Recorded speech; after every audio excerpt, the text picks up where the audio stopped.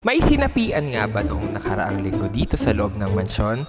Iyan at iba pang kaabang-abang na pangyayari dito sa The House of Collab Season 8.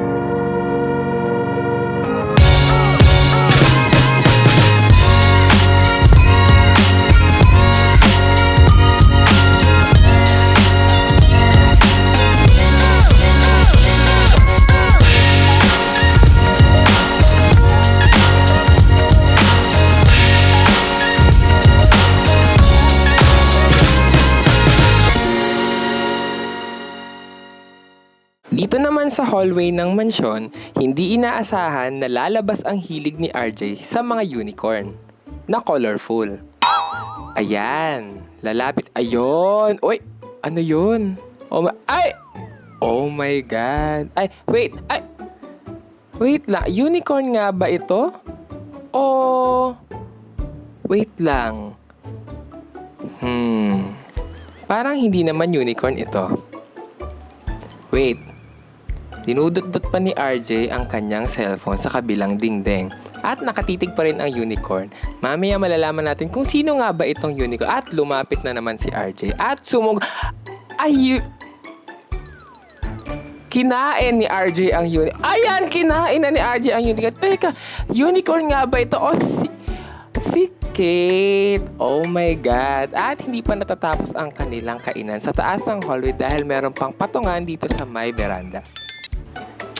Ayan, at nakita patuloy kayo ni Mima Carla. Ayan, award ticket ang dalawa.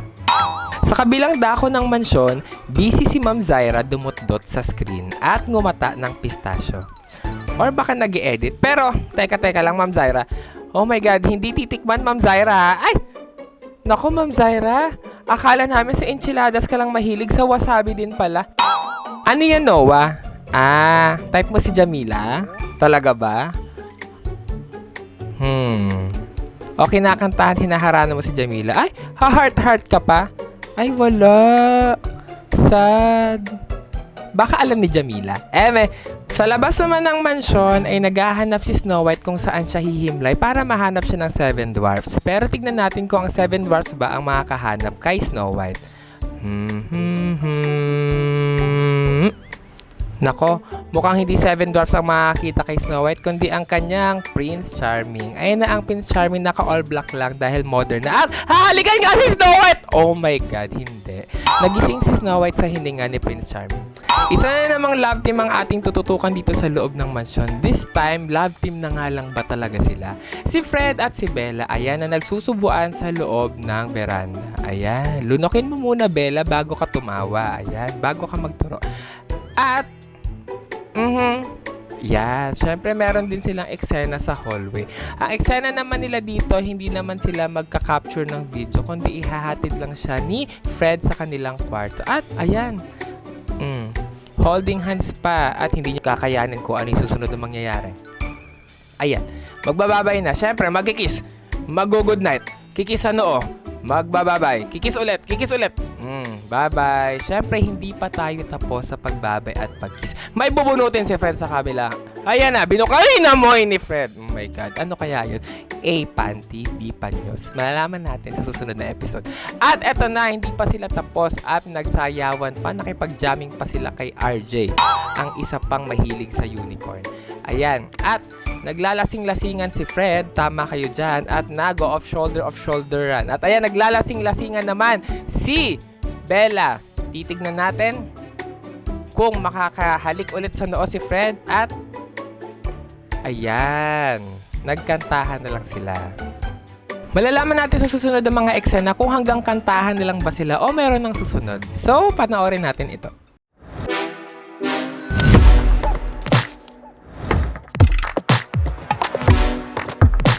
Sabi niya sa akin, ituloy namin yung love team. Kaya nga sabi ko sa last episode na komportable nga ako sa kanya. Kung ano-ano lang topic, basta mga, minsan malalim, minsan mababaw.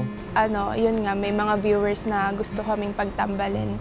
And sabi nung iba na may spark nga daw.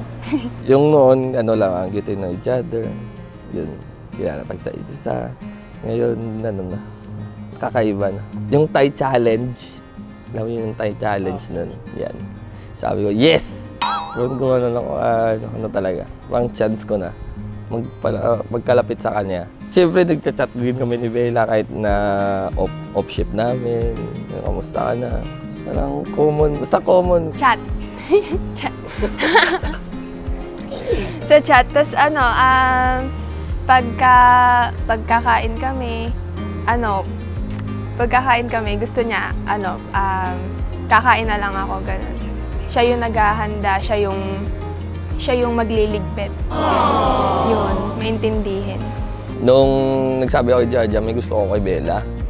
Sabi ni Jaja sa akin, hindi pa to bottom si hindi pa bottom si Bella.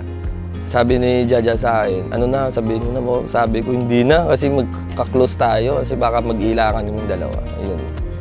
Nung nag-bottom na siya, nagulat ako. Ulo, paano ba to? Tapos niremind niya ako, ano sasabihin mo? Oh, wala na. Tapos pinilit niya ako, anong sasabihin mo nga? Ayun, sinabi ko na gusto ko siya. Tapos nagulat siya, ha? Gusto mo? Nag-open kami sa isa't isa din kapag may problem ako sa deliverables, and siya din nag-a-advise kami sa isa't isa. Pagka kunyari, alam niyang nadidistract ako, naglalayo kami. Ganun. Tapos, ayaw niyang yun nga, yung ma-issue kami na lagi kami magkadikit. Nakikisama pa rin ako sa mga co-content creators. 20 sa content creators. Tapos kami ni Fred 80. Slowly but surely. Yun. Kaso na bottom, slowly but surely. Hi everyone! Ako po si Shirley. And hindi ko alam kung bakit ako si Shirley. Ayun, nung nabottom siya yun, sinabi ko na gusto ko siya. Sabi niya sa akin, bakit kung gusto ko siya, yun. Sinabi ako siya na komportable nga ako sa kanya. Pag nakikita niya akong na-zone out, yung parang nakatingin sa malayo, ganun. Tinatanong niya agad ako kung okay lang ba ako. Parang chillin lang kami. Tapos, nung nakaraan lang, may crush pala sa akin si Bella. Nung una, ayaw ko. Kasi ayaw ko nga ng issue. Tapos, yung viewers, ganun, gusto na lagi kaming makita. Ayun, pumayag na ako sa setup namin na ganun. Tapos, hindi ko alam na nahuhulog na ako sa kanya. Siyempre ako, tudukilig din ako. Yun, nagtuloy-tuloy na. Oo, kami na ni Kami na po Bella, ng August August 25 pa. Leave the light on for me. Mansa rin namin kahapon. I've never been. Ilan lang yung nakakaalam, si Jam. Hindi ko alam kung si Chanel din. Feel ko, ramdam na talaga nila na kami na. Siyempre, hindi na namin sasabihin yun. Kaya sinikreto namin. Para sa akin, si Bella, ang pang long term si Bella. Para sa akin, pang long term siya kasi sobrang maintindihin niya. So, siyempre, di naman ako mag-predict. Dami pa kaming kakainin ng bigas, pagsubok sa relasyon namin. And base sa past namin, sa mga past relationship namin, ayaw namin maranasan ulit yun. Pero gagawin na lang talaga namin kung kami talaga isa't isa. And yun, i-work out namin yung mga bagay-bagay, yung relationship namin. Siyempre, kung mahal mo talaga yung isang tao, siyempre gagawin mong lahat para maging siya yung huli. Tanglo. Nanganyarat boy! Ito yung namin. Tinan mo, napaka talaga nito, napaka-baboy. Oh. Ito. Lakas ng tama eh. Uy, hindi kami naglaplapan sa veranda.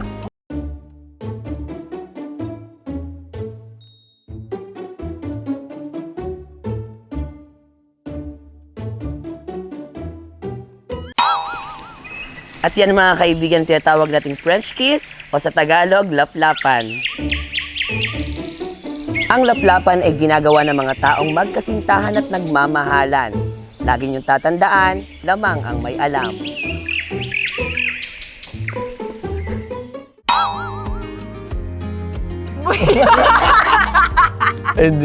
So sige, kung nakita naman sa camera. Siyempre, mahal mo isang tao. Hindi ko talaga pipigilan yung gusto ko sa i-kiss eh. Hi, Fred and Shana. napakatatag mo, napaka mapagmahal mo sa magulang. And yun, sa akin din. Kung gaano mo minahal yung magulang mo, ganun mo din ako minahal. Maraming salamat sa'yo. Love you. Bella Cameron, ang message ko na sa iyo is lagi ka mag-iingat. Ingatan mo yung sarili mo. At saka tulog palagi. Lagi ko sinasabi sa iyo, pahinga. At saka alam mo naman yun na mahal kita. I love you so much. At ayan, napakinggan na nga natin ang istorya nila Bella and Fred. Kaya lagi niyong tatandaan na maging mapanuri, mapagmatsyag at mapangahas. Ako si Joseph Lucas at ito ang The House of Collab Season 8. Ano yung pinaka nagustuhan mo kay Fred? Yun, maintindihin. Bulol ba si Bella? Hey guys, I'm Arnold Arellano and shout out kay Federico, Arno, and Mark Alarcos. Comment down your favorite content creator para ma-shoutout kayo sa susunod na episode. Hey guys, please like, comment, share, and subscribe and click notification bell para maging updated kayo sa mga episode natin dito sa The House of Collab Season 8. Yun lang guys. Peace out.